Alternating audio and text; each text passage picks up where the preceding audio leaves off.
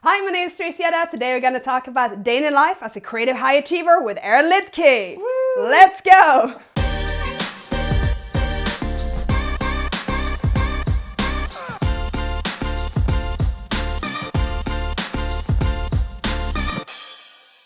Hi, my name is Tracyetta. I'm a keynote speaker, traveling the world, talking about business culture and mindset. I'm also the founder and CEO of 30 Minute MBA. We increase workplace engagement through actionable learning and cultural design. And today, we're here with a special guest.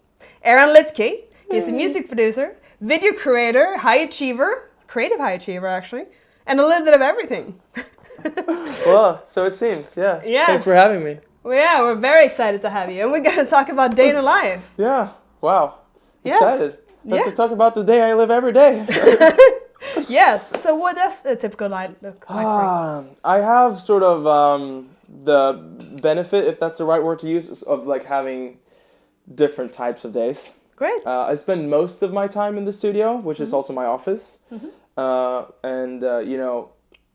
like apart from that and apart from the stuff that everybody's doing, like emails and whatnot, I do recordings not only there, but on other places as well. And I work loads as an audio engineer, and that's like everything and anything still, from like, corporate events to, the smaller things. That and working with video is, actually I shoot a lot of my video in the studio. Okay. Just like used to have a studio set up here, I shoot stuff like this too. Maybe with a little bit different audience, but it's more sort of entertainment. But it's still like, I really enjoy having, like, being able to work at like sort of different places. I think one thing that I really value is being able to work from like anywhere else, the cafe or wherever, That's just not being locked in one place. That's something that I really value. So it's a mixture, really, I think. How much detail do you want?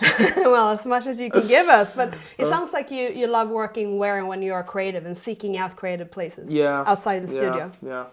I think it's, it's more of a technical issue, actually, like working anywhere else. Like, I love working from cafes, or maybe I love the idea of working from cafes more than I love working from cafes. Okay. Because it's like, I have everything in the studio, so I guess I'm there most of the time. But the only thing I really need to sort of work on projects in general is my computer and sort of, something to eat and a comfy place to sit and power and maybe Wi-Fi, but that's like a bonus, So, but of course, if I'm going to work in music or, anything else that requires the space, I'm going to be in the studio for sure. All right. So how do you design your lifestyle? Like tapping into the energy that is right when you have it. Whenever you're in that space where you really need to be creative, or whenever you're in a space where you really need to focus on something that it's like really current or has to be finished right now, that's when you shouldn't distract yourself, or that's when you sort of like, and I guess that will go into design of lifestyle in a way, to some extent, to some extent. And maybe just like things other around that. Lifestyle design, wow, that's a tricky one. Like working out and things that are like other things in life in general that really does have an effect on your productivity or on your like being a high achiever or not, or your creativity for that matter, since that's what we're talking about. I think creativity for me has a lot to do with, more so than I've acknowledged before, I think it has a lot to do with like how I feel in general. Like if I'm working out, if I've had a good night's sleep, if I'm rested. So if you don't get those things in order, a lot of other things are gonna fall apart slowly. And it's like, I think that the sort of scary part about that is that it's slowly. So you don't notice it in the beginning, and then it's like, how did I end up here? What the hell is going on? So just managing those things, and just like managing the things that are really important. Keeping my creative space whenever I need to be there is really important. Like keeping, eating healthy. Well, actually not eating healthy so much, but like working out and sleeping well.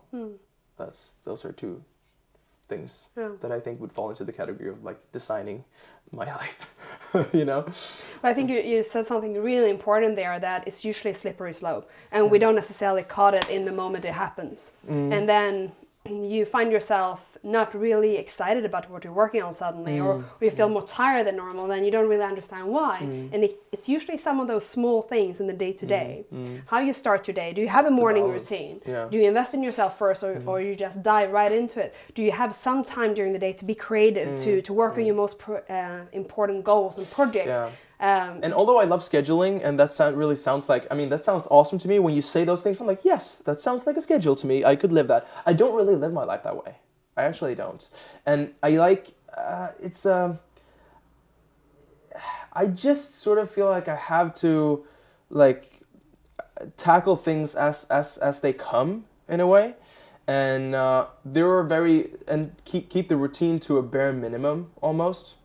That sounds scary when I'm saying it, actually, but I mean, it might actually be true, and it sort of works for me. So I keep the things that are really, really important to get right, and if I know that if I mess those up, I can go on for a little while, and if I'm really motivated, or if it's really urgent, I can, like, you know, push through, and it'll be done, and I'll be happy, but I'll be tired. But if I go too far and just go on for like 1.5 months or more, I'll be like floored, and then I'll have to have a break, and maybe that break won't happen in the best possible way. No. Yeah, because it's like, now it's a break that you have to have all of a sudden. Yeah. So I think the big part here is to build in things into your lifestyle design that really refuels you as you go. It's not necessarily that you need to take a lot of time away on the beach. If that's your thing, of course you should do that. That's never been a part of my life. So I'm not big on vacations. sort of. I don't really do that at all. Oh, you don't? You don't like vacations? I don't really see it as vacations per se. I see the way I live as a lifestyle. So everything I do come back to the same things, right? I completely agree, yeah. So there's definitely elements of rest, and, you know, I meditate and I have a morning and night routine, you know, to refuel daily, for sure, absolutely. And I think that's really important. But it's not like just leaving everything I'm working on for 2 weeks. I've actually never done that my entire life. I can't ever think of having done that. I can't remember the last time I did that, actually. It's like, the thing is, like, if I do, I'm just going to end up thinking about it anyway. Exactly. So it's just like, it's a way of life, really. Yeah. And there are things, speaking of, like, you know, vacations and beaches and whatever, there are things in places where I would want to go, but it's like, I have I have complete faith that I'm going to end up in those places sooner or later. It's almost inevitable to me. It's just like, it would be so weird if that wouldn't happen, because it's in the pipeline, so, like, why wouldn't it? So I'm just, like, fully relying on, like, there's no way I would, like, save up money to go on a vacation and then come back and having lost all that money and now I can't do other things. It's just like, you know, like, wow, that's otherworldly to me.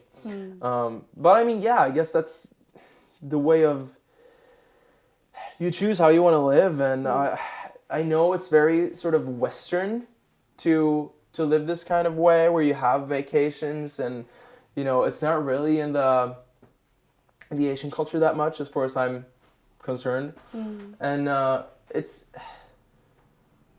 think it says a lot about, like, when I heard about that the first time, that it's a cultural thing. Okay.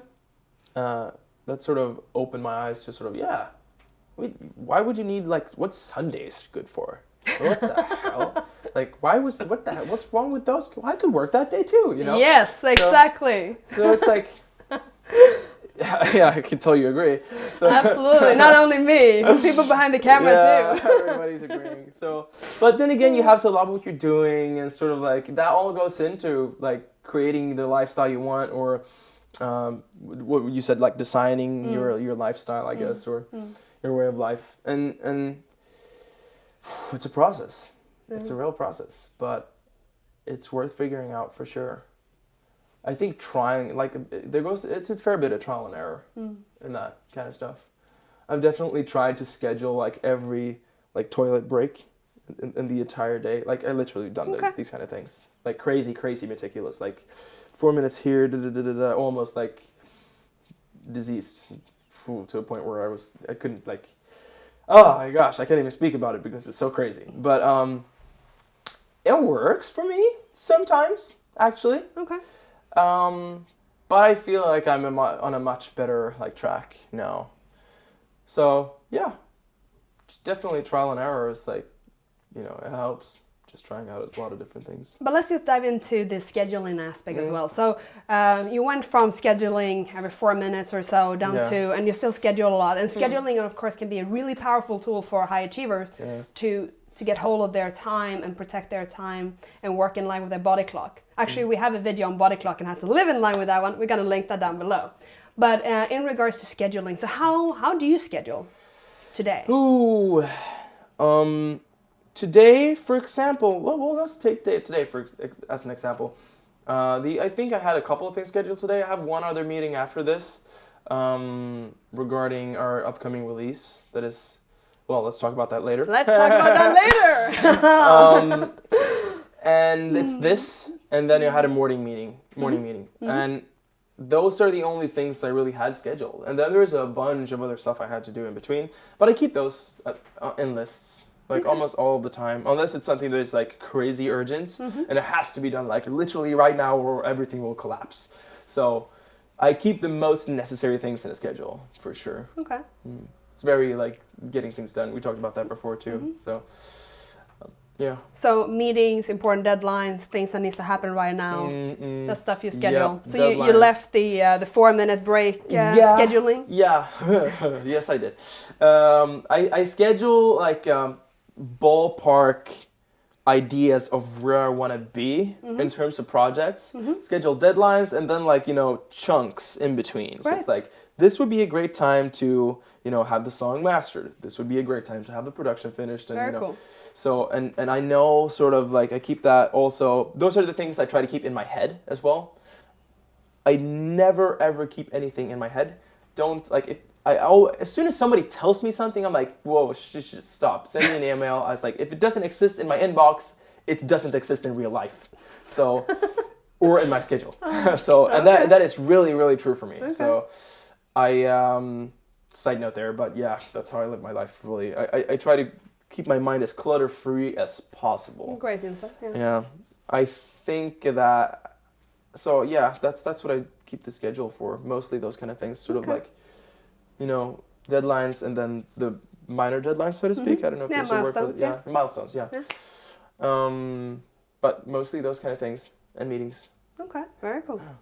And you already mentioned a single. Oh yeah. Yes. I think so you have a new single coming up. Yeah, I have a new single coming up. I have I've been working a lot as a music producer, but I have a solo career as well, and that's sort of the main focus now, which is crazy because I've been branching like off, leaving this sort of music producer thing to the side, and then just focusing on a solo career, which is a totally different thing, of course.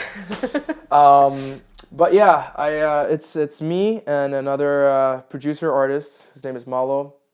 I go under the name of Eron on Spotify and YouTube if you want to search up the music. And we're going to link that down below. Yeah, which you should, exactly. Press the link. And we have our next release together coming up the 11th of May. So that's next month. It's like 1 month. It's crazy. Very exciting. Very crazy. Very exciting. Well, a lot of stuff to do still, so.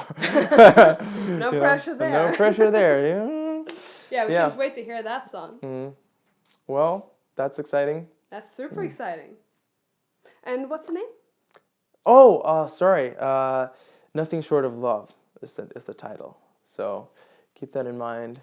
Nothing Short of Love. Nothing Short of Love. And it's sort of like, well, house, EDM, pop in a way. I guess that doesn't say too much. So you have to listen to it. You have to check it out. You have to check it out. Gosh, shameless plug. Yep. That's all good. All right, yeah, and we will link that down below. You should check it out. He's a great music producer and artist. And guys, if you want to take your performance to the next level, we have a gift for you. It's called the Futuristic You with a 30-day challenge, and you can download in the description box below. If you're new, don't forget to subscribe. Leave a comment down below on how you live your days and how you maximize your life as a high achiever. Aaron, thank you so much for being here. Thanks for having me. Thanks for having me. It's a pleasure. And as always, guys, achieve greatness. Bye.